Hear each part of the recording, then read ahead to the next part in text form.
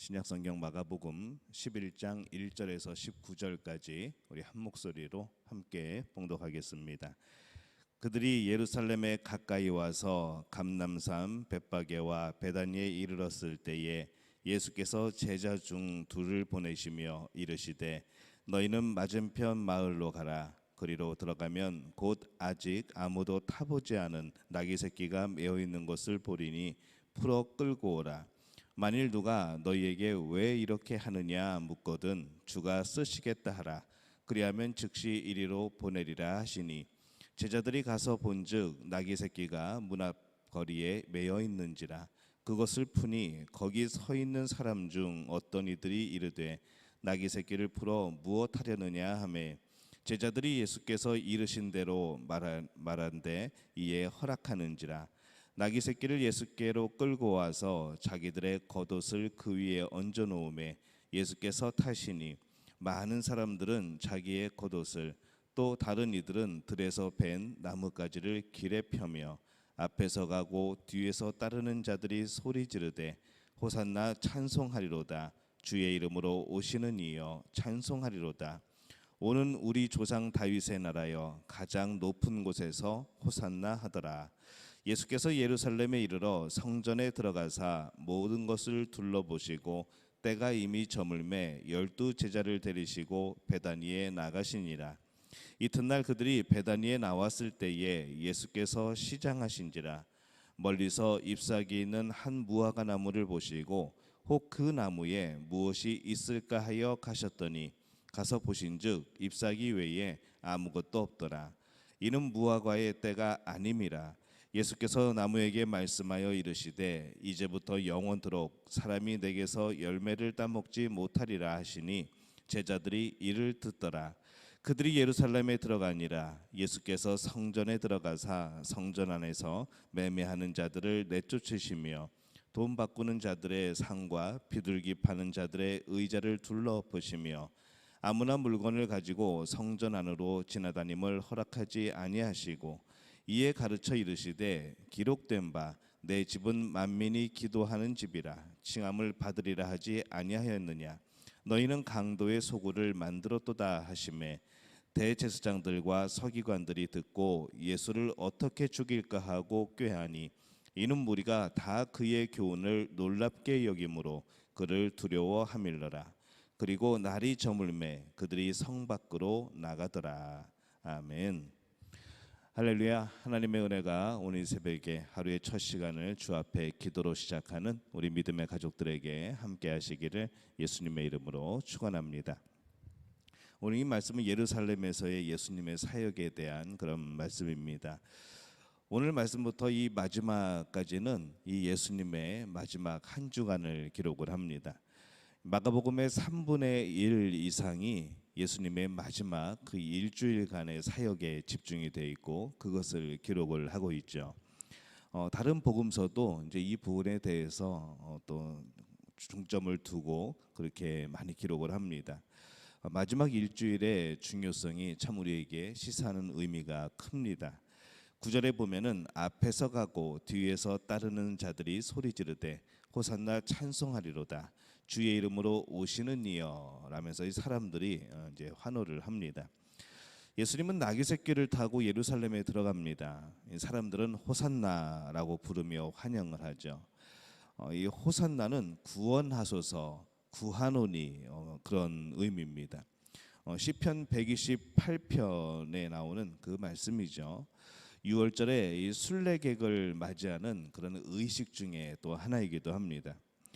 예수님에 대한 소문으로 인해서 그들은 예수님을 조금 더 유명한 이 6월절에 찾아오는 그런 손님 중에 하나, 그러니까 6월절에 찾아오는 그냥 유명 연예인 같은 아마 그런 의미를 가지고 이 백성들이 환호를 하고 맞이하였을 겁니다.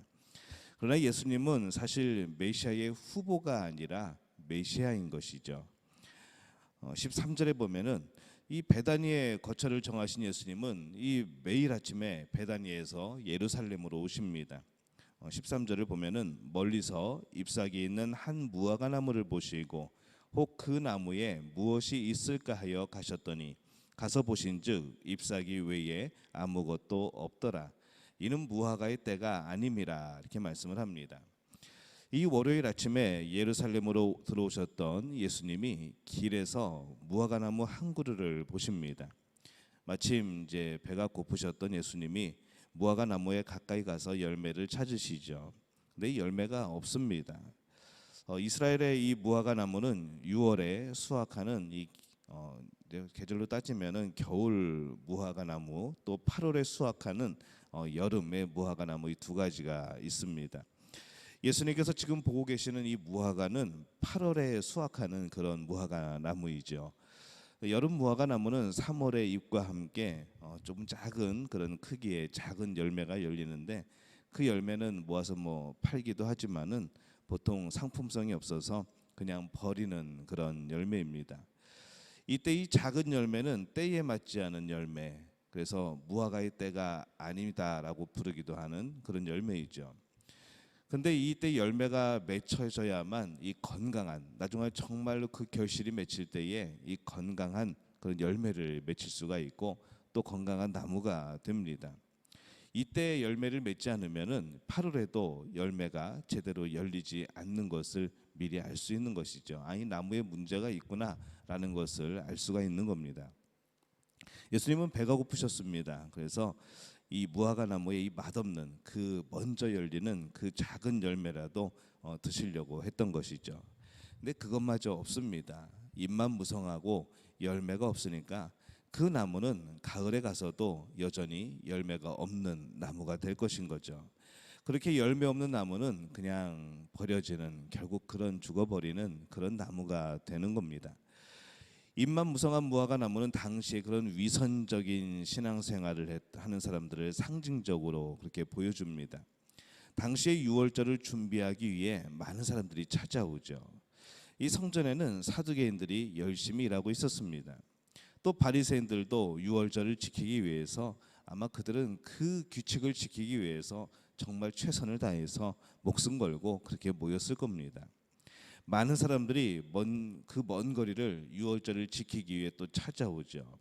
그런데 그들의 그런 예배를 드리려고 하는 이 행위, 그런 종교적인 행위가 정말 진정한 예배로 드려졌는가, 그리고 그 예배가 정말 하나님이 기뻐하시는 열매로 이어졌는가라고 생각해 보면은 그런 경우들이 굉장히 적었다는 것을 오늘 이 말씀을 통해서 우리가 생각해 볼 수가 있습니다.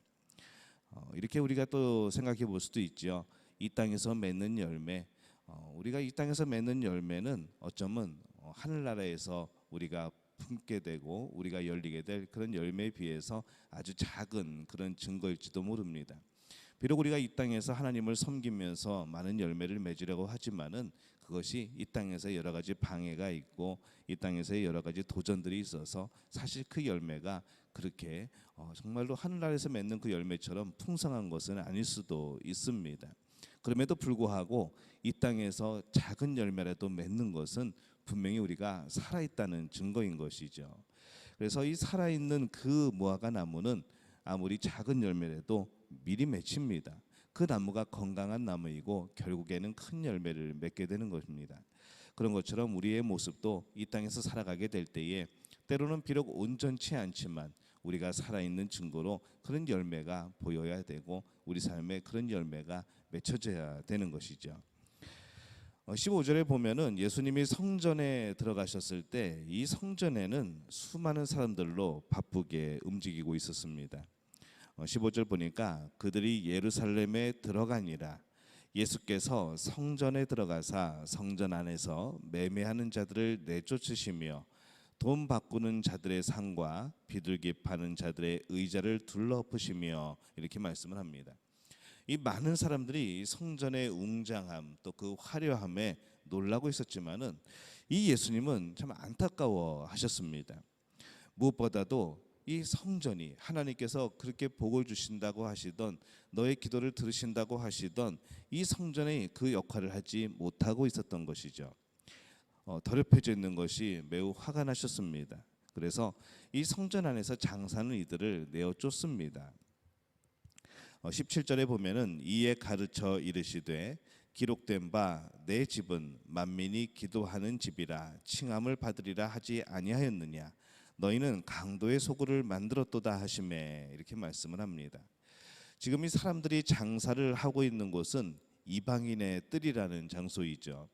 당시 성전은 제사장만이 들어갈 수 있는 곳과 그것을 지켜볼 수 있는 이 남자들의 뜰, 그리고 그 밖에 위치한 여자들의 뜰이 있었고, 그 밖은 이방인들로 구성되어 있는 그런 사람들이 있을 수 있는 그 이방인의 뜰로 이루어져 있습니다. 이방인의 뜰은 매우 넓고 또 이곳에서 많은 사람들이 대화를 하였고, 또 이방인들이 성전에 참여할 수 있는 유일한 곳이었던 것이죠. 이방인들은 그곳이 그들이 들어갈 수 있는 마지막 장소였습니다. 더 안쪽으로 들어가지 못합니다. 그래서 이 예수님은 내 집은 만민이 기도하는 집이라라고 하시죠. 이 만민은 바로 이방인들까지 포함하는 그런 개념입니다. 그들이 여러 곳에서 왔습니다. 그런데 그들이 예배하는 장소가 장사하는 곳이 되어서 정신이 없으니까 예배가 제대로 될 수가 없었던 것이죠. 기도가 제대로 될 수가 없었던 겁니다. 비록 이방인들이 당시에 이방인의 뜰까지만 들어갈 수 있어도 그들도 동일하게 하나님의 백성으로 하나님은 여기셨던 것이죠. 그래서 예수님은 지금 그들이 그 안에서 비록 먼 곳이지만 바깥쪽이지만은 그들의 예배를 존중하고 그들의 예배 드리는 모습을 기뻐하고 계셨던 겁니다. 그런데 그 이방인의 뜰에서 장사를 하고 있는 사람들이 이 성전 관리를 하고 있던 이 사두개인들에게 허락을 받음으로 또 많은 돈을 주고 그 자리를 샀겠죠. 그 안으로 들어오려면은 또 많은 그런 뇌물을 먹였을 겁니다. 그렇기 때문에 그것을 또 이득을 남기기 위해서 이 장사치들은 정말로 열심히 속이며 장사할 수밖에 없었던 것이죠. 하나님께 제사를 드리기에 합당하지 못한 흠 있는 동물들을 팝니다. 하나님을 예배하는 사람들이, 성전 관리를 맡은 사람들이 그들로부터 허락받아 장사하는 사람에게 그 사람에게 동물을 사서 제사를 드리는 사람이나 이 흠 있는 그런 재물들을 파는 사람이나 이 계속해서 서로에게 악순환이 되어지는 겁니다. 온전한 예배가 되어질 수가 없는 것이죠. 그러한 모든 것을 아시는 예수님께서 보시기에 그들은 참으로 이 성전을 강도의 소굴로 만드는 그런 사람들이었습니다. 그때 가장 거룩해야 될 성전이, 또 그 성전에서 예배 드려야 할 거룩한 백성이 그렇지 못했던 겁니다. 오늘날도 우리도 그럴 수 있습니다. 오늘날 가장 거룩해야 될 이 오늘날의 우리의 마음, 우리 마음에 있는 하나님의 성전, 또 우리가 예배드리는 이 성전, 그것이 어떻게 우리 또 예외가 될 수 있겠습니까? 예수님 당시의 사람들의 악이, 그 죄가 우리들에게는 또 없겠습니까? 분명히 우리도 그런 잘못을 범하고 있고 하나님 보시기에 그런 마음 아픈 우리가 그런 모습도 있겠죠. 우리가 영적으로 깨어서 또 깨어나서 우리가 이 마음으로부터 하나님 앞에 온전히 서는 그런 모습이 필요합니다. 우리의 마음의 성전을 정말 하나님이, 성령이 거하시기 정말로 좋은 그런 아름다운 곳으로 만들어야 되겠죠. 그것이 우리를 깨우는 것입니다. 또 우리가 우리의 교회가, 또 하나님 보시기에 이 땅의 많은 교회들이, 또 우리 지역사회가 하나님의 거하시는 곳으로 생각하게 될 때에 또 그들을 영적으로 깨우는 역할도 우리가 해야 되는 일인 겁니다. 많은 사람들이 호산나라고 노래하고 있지만은 그들은 아직 너무 많이 모르고 있습니다. 성전에서 수많은 사람들이 제사를 준비하고 모여들었지만은 그들 중에 많은 사람이 정말 진정한 그 예배의 모습, 예배를 통한 그 열매 없이 입만 무성한, 그냥 형식만 가득한 그런 무화과 나무 같았던 그들의 모습이었던 것이죠. 그들은 진정한 모습을 찾아야 했습니다. 그들은 깨어나야 했던 것이죠. 또 그들은 깨워야 됐던 그런 위치에 있는 사람들이었습니다.